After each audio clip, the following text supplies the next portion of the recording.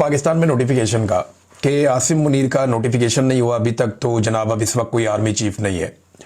इसके ऊपर हम रात को भी बात कर रहे थे, शहजाद अकबर साहब थे, मैं था, साबिर शाकिर साहब थे, कुछ और भी हमने लोगों से बातचीत की है जो लॉ को जानते हैं। वो लोग भी ये कह रहे हैं कि जी कानूनी तौर पे तो ऐसे ही है, आईनी तौर पे तो ऐसे ही, ये ज्यादती कर रहे हैं जनाब, इस वक्त नोटिफिकेशन हो जाना चाहिए था, या नोटिफिकेशन नहीं है लिहाजा कोई आर्मी चीफ नहीं है। 5 साल के लिए अब आर्मी चीफ आया करेगा और नए 5 साल का ऐलान किया गया था मौजूदा आर्मी चीफ के लिए, बड़ी सेलिब्रेशन भी हुई, बड़ा रोला शुला डला।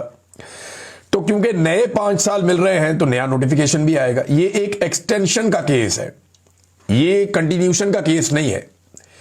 ये पहले जो कहते हैं ना कंटिन्यूशन है कि 3 साल गुजार लिए, क्योंकि अब कानून 5 साल कहता है तो 2 मजीद गुजारने के बाद 5 मुकम्मल होंगे, लिहाजा नया नोटिफिकेशन नहीं चाहिए। नहीं, ये मामला नहीं, ये नए 5 साल का मामला है 2025 से 2030 तक। तो जब नए 5 साल आएंगे तो नया नोटिफिकेशन भी आएगा। इससे पहले वाला जो नोटिफिकेशन है वो 3 साल के लिए हुआ कि आर्मी चीफ 3 साल तक इस मुल्क का आर्मी चीफ रहेगा। अब उसे एक नया नोटिफिकेशन चाहिए क्योंकि एक एक्सटेंशन अपने ओहदे के अंदर आर्मी चीफ ले रहा है। तो 5 साल के लिए नया नोटिफिकेशन वो अभी तक नहीं आया। तो क्या इससे कोई प्रॉब्लम होगा आसिम मुनीर को? नहीं होगा, बिल्कुल नहीं होगा। प्रॉब्लम क्यों नहीं होगा? देखिए, आप ये मामला जाकर उठाएंगे कहां पे? जब जनरल बाजवा के नोटिफिकेशन में कीड़े निकले थे और प्रॉब्लम आ गया था कि जनाब ये जनरल बाजवा का नोटिफिकेशन ठीक नहीं है, मामला अदालत में चला गया था, तो उस वक्त अदालत का वजूद पाकिस्तान में था। तो जब पाकिस्तान में अदालत का वजूद था तो फिर मामला अदालत के अंदर चला गया। अब तो पाकिस्तान में अदालत का वजूद ही नहीं है। अदालत के अंदर जो मुअज़्ज़िज़ जज साहिबान बैठे हुए हैं वो मुकम्मल तौर पे पाकिस्तान की मिलिट्री एस्टेब्लिशमेंट के कंट्रोल में है। और अगर मैं सारी अदालतों की बात ना भी करूं तो सिर्फ आईनी अदालत को आप देखें तो जो राय वहां पे वकला की है, तो जो राय वहां पे आम सहाफियों की है, जो आजाद सहाफी हैं, उन सबका कहना है कि जो आईनी अदालत है मुकम्मल तौर पे एस्टेब्लिशमेंट के कंट्रोल में है। लिहाजा आसिम मुनीर साहब के लिए कोई मसला तो होना नहीं चाहिए। अब चाहे नोटिफिकेशन हुआ या नहीं हुआ, स्टेटस तो वो एंजॉय कर रहे हैं आर्मी चीफ का। और जो सबसे इंपॉर्टेंट क्वेश्चन है वो ये है कि नोटिफिकेशन नहीं हुआ तो क्या कोई नया आर्मी चीफ आ जाएगा? अब तक तो दिखाई नहीं दे रहा। यानी ये तो सिर्फ मामला दबाव डालने का है ना कि जनाब नोटिफिकेशन कर देते हैं, हमारी ख्वाहिशात पूरी कर दी जाएं। तो नवाज शरीफ साहब ने एक ख्वाहिश हाल ही में की भी है।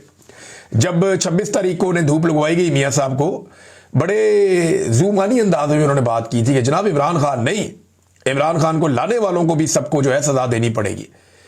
अब नवाज शरीफ साहब चाहते हैं निशाने इबरत बनाना। कौन लोग हैं?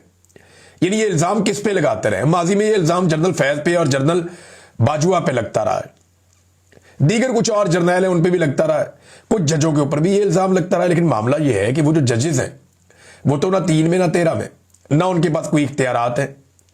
अब वो मामला कहां जाएगा मैं आपको बताता हूं। लेकिन नवाज शरीफ साहब की डिमांड एक्चुअली क्या है, जो मेन डिमांड है, जहां आके वो फंस गए हैं। नवाज शरीफ साहब की जो मेन एक्चुअल डिमांड है वो ये है कि इमरान खान साहब से हमें छुटकारा दिलाया जाए।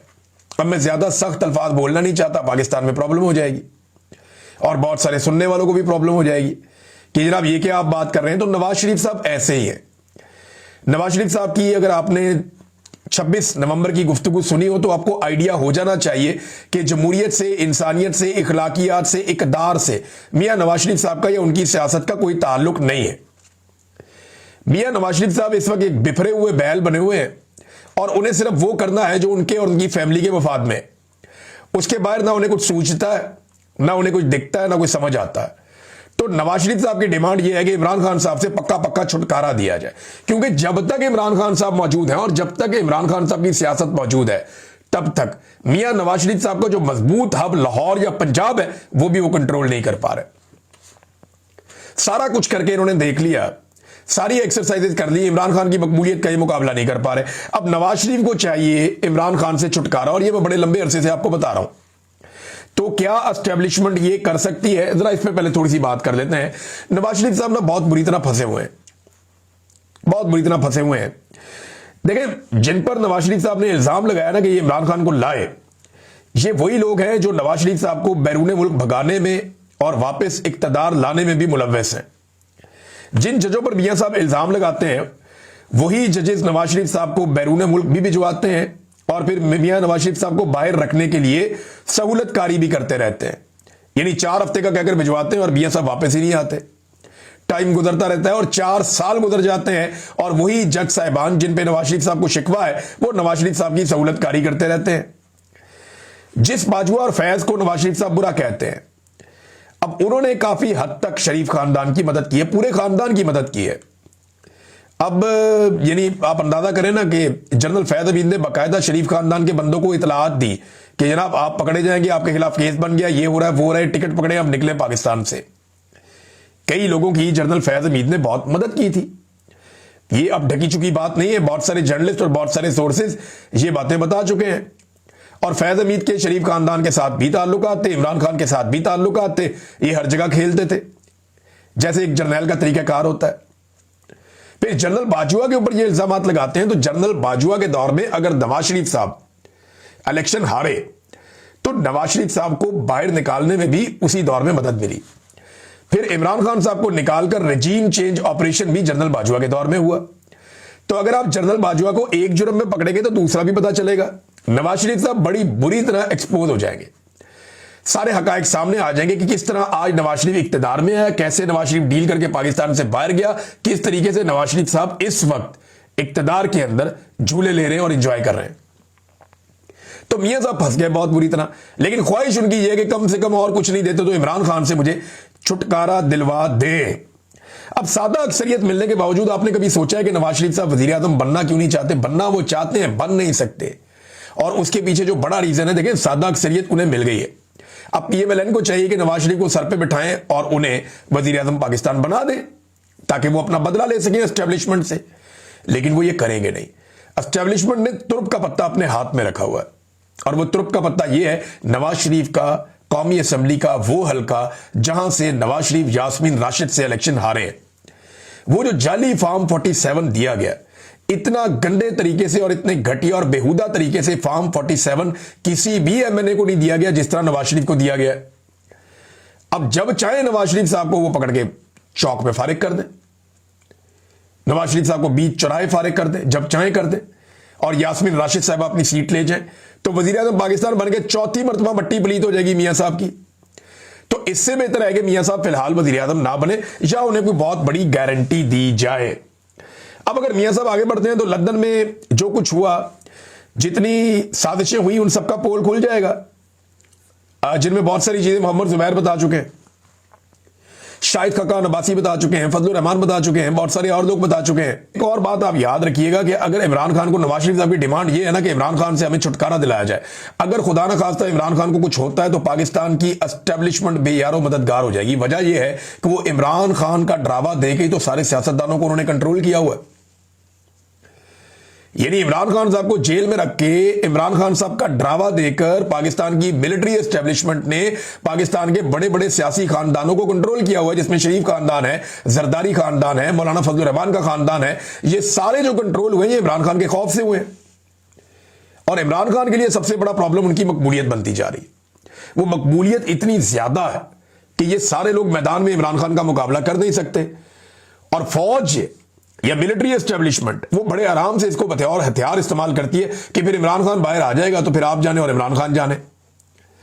सियासतदान भी फौज को डराते रहते हैं, मिलिट्री एस्टेब्लिशमेंट को, आसिम मुनीर को, कि अगर इमरान खान आ गया तो वो आपको छोड़ेगा नहीं, वो आपके खिलाफ कार्रवाई करेगा, वो आपको जेल में डालेगा। अब ये इस्तिस्ना जो है ये उसी खौफ की वजह से है ना, वरना कोई पागल तो नहीं है कोई बंदा लेके इस्तिस्ना फिरना शुरू हो जाए और अपनी बेइज्जती भी करवा ले।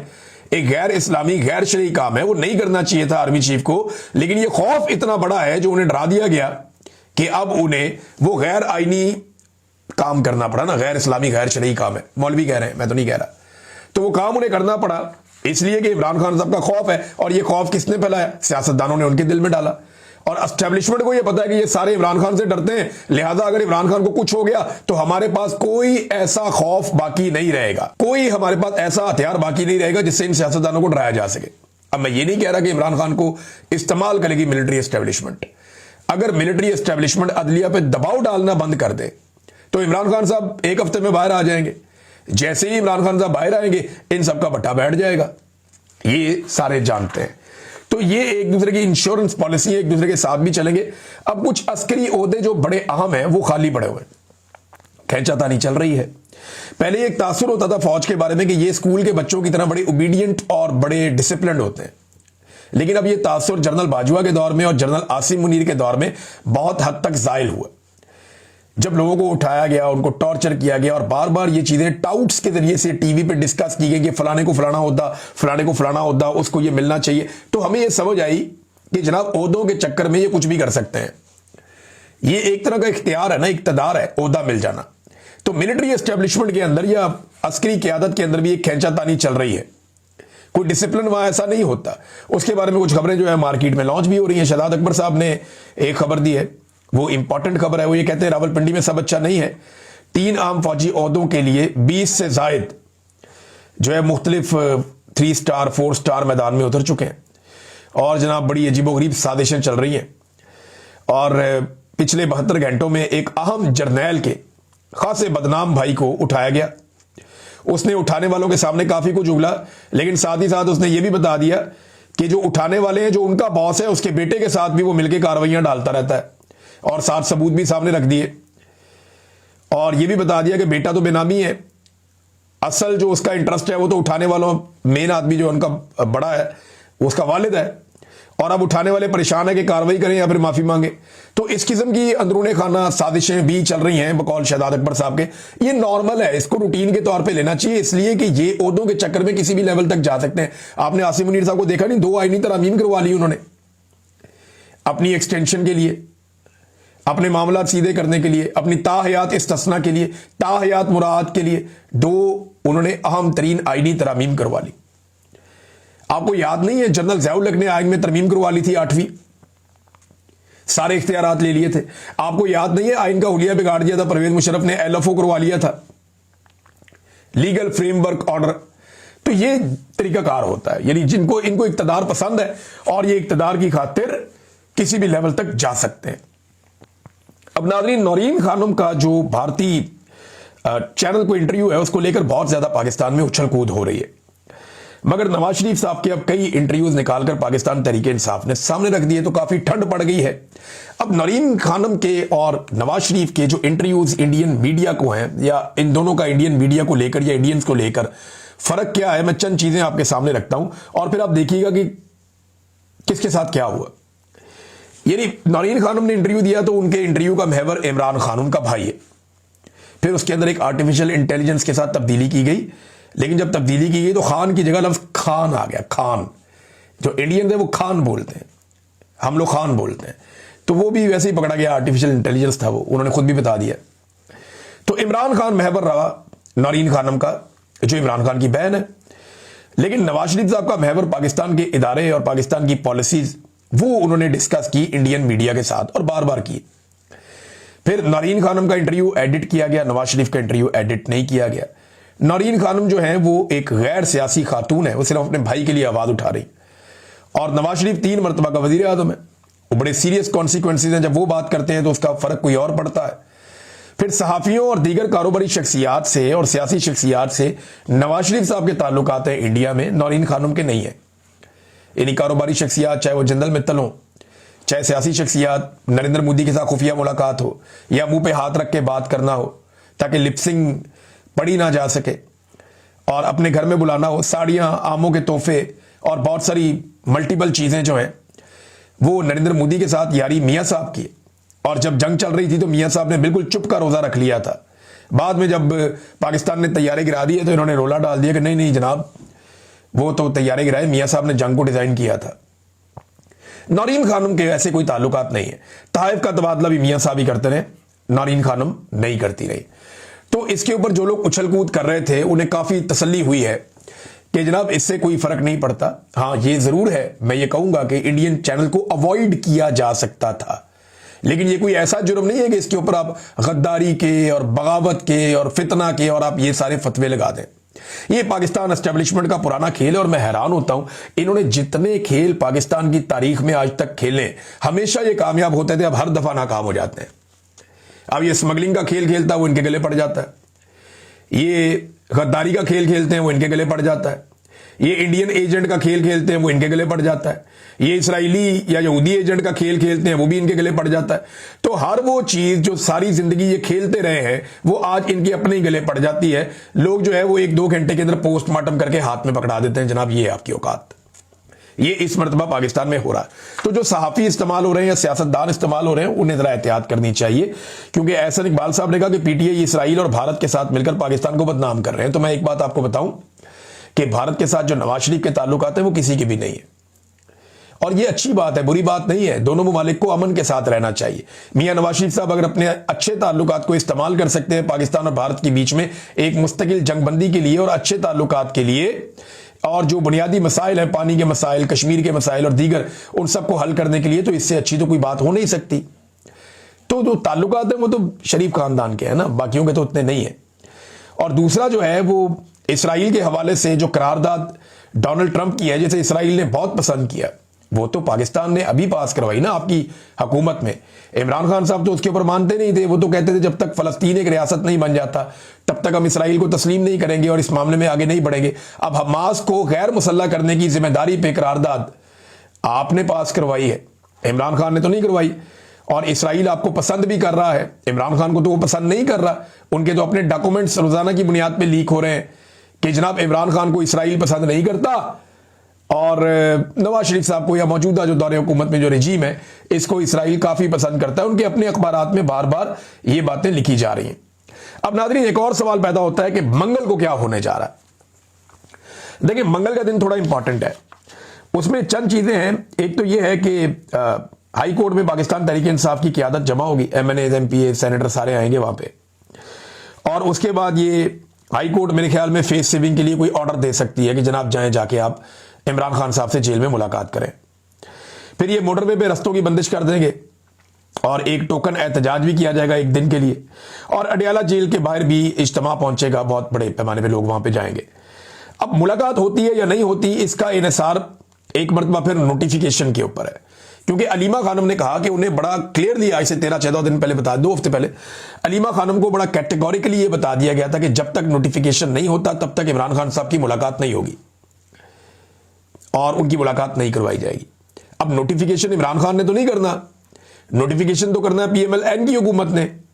उसका इमरान खान से क्या ताल्लुक है, लेकिन ताल्लुक यह है कि वो किसी किस्म की गड़बड़ी नहीं चाहते, किसी किस्म की प्रॉब्लम नहीं चाहते कि साहब बहादुर का नोटिफिकेशन जो है वो बड़े आसानी से और आराम से हो जाए। तो ये अलीमा खानम ने बताया भी था कि नोटिफिकेशन हो जाता है तो फिर मंगल को इमरान खान साहब से मुलाकात उनकी फैमिली की हो जाएगी, और अगर नोटिफिकेशन नहीं होता तो फिर सूरत हाल किसी और तरह की हो जाएगी, फिर कोई और इनको मैनेजमेंट करनी पड़ेगी। नाज़रीन, यूरोपीय यूनियन की एक टीम पाकिस्तान में मौजूद है, आपको पता है GSP+ स्टेटस के हवाले से वो वहां काम कर रहे हैं और ऑब्जर्वेशंस ले रहे हैं, मुलाकातें भी उन्होंने की हैं। सोराब बरकत के हवाले से उन्होंने आवाज उठाई, जो दीगर सहाफ़ी पाकिस्तान में गिरफ्तार हुए हैं उनके हवाले से भी आज ही के दिन में हम एक प्रोग्राम करने जा रहे हैं शाफिल्ड में, यहाँ पे बरतानिया में। तो हमारी उम्मीद है कि वहां पर आप सब लोग आएंगे और आकर एहतजाज करेंगे, इन सहाफ़ियों के हक के अंदर आवाज उठाएंगे। तो नाज़रीन, सोराब बरकत के बारे में जो यूरोपीय यूनियन की टीम है उन्होंने पाकिस्तान से पूछा, तो मेरी इतला के मुताबिक इन्होंने कहा जी नहीं, वो तो एक एक्टिविस्ट है। ये इनका बड़ा आसान और पुराना फार्मूला है, यानी जब कोई सहाफ़ी इनको सूट करता है तो कहते हैं जी ये सहाफ़ी है, जब कोई सूट नहीं करता तो कहते हैं जी एक्टिविस्ट। कई सहाफ़ी जो माजी में इनको सूट करते थे, यानी हमें अच्छी तरह याद है कि शरीफ खानदान, ये जरदारी, ये लोग हमारे जनाब माथे चूमते थे, खुश होते थे कि जनाब आप लोगों ने मुशर्रफ के खिलाफ क्या कमाल कर दिया। फिर एक वक्त आया कि बहुत सारे सहाफ़ी इनको बुरे लगना शुरू हो गए। वजह यह है कि आज दोबारा हम बात कर रहे हैं आइन की सरबुलंदी की, आज दोबारा हम बात कर रहे हैं कि आप डिक्टेटर के साथ ना चलें। कल आप डिक्टेटर के खिलाफ थे, हम आपके साथ थे, आज आप डिक्टेटर के साथ हैं तो हम आपके खिलाफ क्यों ना हो। तो ये फैसला करते हैं अपने फायदे और नुकसान को देखकर कि ये सहाफ़ी है या नहीं है।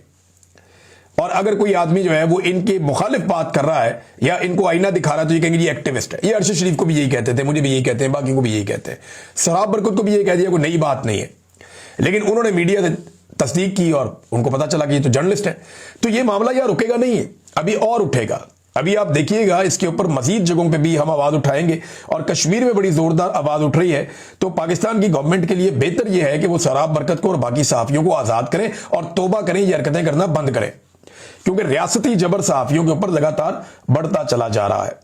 नाज़रीन, बहुत सारा पैसा खर्चने के बावजूद, प्लॉट्स की लालच देने के बावजूद, बहुत सारी और लालचें देने के बावजूद कराची में बहुत बड़ा झटका लगा है हुकूमत को कि Sindh high court bar association का इलेक्शन ये हार गए और ये 27वीं तरमीम के खिलाफ एक बड़ा रिएक्शन है वकला की जानिब से। तो कराची से जो अगर कोई तहरीक चलनी है तो उसके लिए ठंडी हवा चल पड़ी है लाहौर बहुत इंपॉर्टेंट है इस सूरत हाल में। लाहौर, रावलपिंडी, इस्लामाबाद, ये चंद जगह बड़ी इंपॉर्टेंट है। अगर लाहौर में चल जाती है तहरीक और लाहौर के अंदर वकला इकट्ठे हो जाते हैं और मजबूती से खड़े हो जाते हैं 27वीं आईनी तरमीम के खिलाफ, तो इसका इंपैक्ट कैपिटल पे, इस्लामाबाद पे आएगा। रावलपिंडी, इस्लामाबाद में जब इसका इंपैक्ट आया तो फिर आप देखिएगा कि पेशावर और कोयटा और हर जगह से आपको आवाजें आएंगी और बहुत तेजी से वकला तहरीक खड़ी होना शुरू हो जाएगी। बहरहाल कराची में एक बड़ी कामयाबी मिली है हुकूमती इत्तेहाद के खिलाफ अपोजिशन को, और उन्होंने वहां पे क्लीन स्वीप कर दिया है। नाज़रीन, हरीपुर की धांधली जो है वो एक के बाद एक करके एक्सपोज हो रही है। तैमूर सलीम झगड़ा साहब ने सारे के सारे फॉर्म 45 सामने रख दिए। उन्होंने कहा जी कोई फर्क नहीं है हुकूमत के और हमारे इन फॉर्म 45 में, बल्कि उन्होंने यह बताया कि इलेक्शन कमीशन आज तक फॉर्म 45, 46 और 48 जारी नहीं कर सका।